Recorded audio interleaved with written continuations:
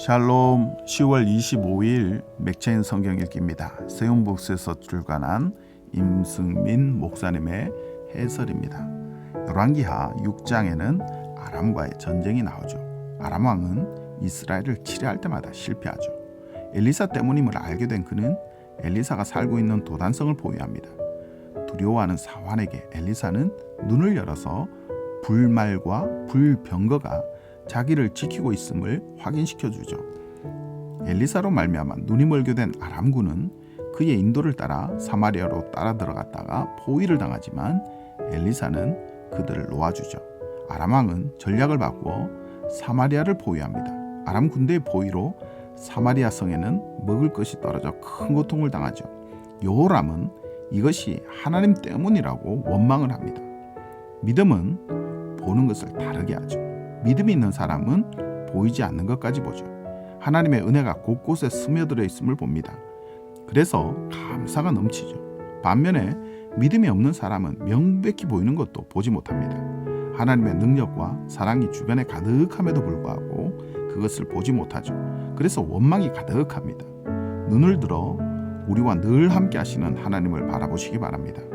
디모데전서 3장은 직분자의 자격을 가르치죠.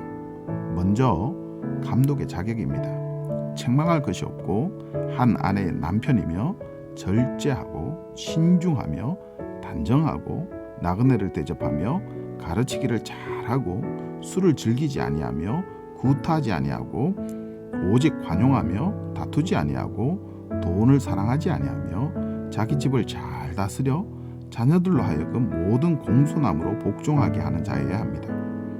다음으로 집사의 자격이죠. 정중하고 일구이연을 하지 아니하며 술에 임박히지 아니하고 더러운 이익을 탐하지 아니하며 깨끗한 양심에 믿음의 비밀을 가진 사람이어야 하죠. 직분자의 자격을 통해 우리는 교회에서 질서가 얼마나 중요한지를 발견합니다. 교회의 질서는 가시적으로 드러나야 하죠. 그러기 위해 직분을 맡을 사람들을 시험한 후에 책망할 것이 없을 때 맡게 해야 합니다. 교회의 질서는 하나님을 드러내기 때문이죠. 다니엘 10장에는 다니엘이 본 환상 이야기가 또 나오죠. 큰 전쟁에 관한 환상을 본 다니엘은 세일의 동안 슬퍼하며 기도합니다. 그리고 히데겔 강가에서 환상 하나를 또 보게 되죠. 천사 한 명이 와서 역사의 뒤편에 있는 영적 전쟁을 알려주는데 바사 군주와의 싸움과 헬라 군주와의 싸움을 언급하죠. 보이는 것이 전부가 아닙니다. 눈에 보이는 권력이 전부가 아니고 눈에 보이는 현상이 전부가 아닙니다. 하나님은 보이지 않는 세상에서 보이는 세상을 통치하고 계시죠. 믿음은 보이지 않지만 분명히 존재하시는 하나님을 바라보는 것입니다.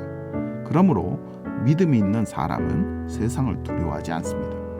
시편 119편 1절에서 24절은 율법을 따라 행하는 사람들에게 복이 있다고 말하죠.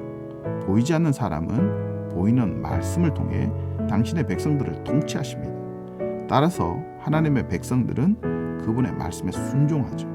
그 말씀은 하나님을 보여주기 때문입니다. 반면에 교만한 사람들은 주의 말씀을 떠납니다.